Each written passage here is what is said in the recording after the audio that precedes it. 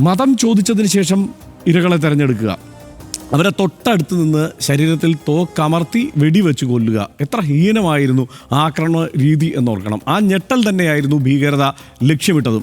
ഈ രാജ്യത്ത് മതപരമായ വിഭജനമുണ്ടാക്കുക, ആഭ്യന്തരമായി നമ്മളെ നമ്മുടെ തന്നെ ശത്രുക്കളാക്കുക, ആഭ്യന്തര സംഘർഷത്തിനും കലാപത്തിനും വഴിമരുന്നിടുക. പക്ഷേ അതിവേദനയുടെ ഈ നേരത്തും രാജ്യം പക്വത കാണിച്ചു.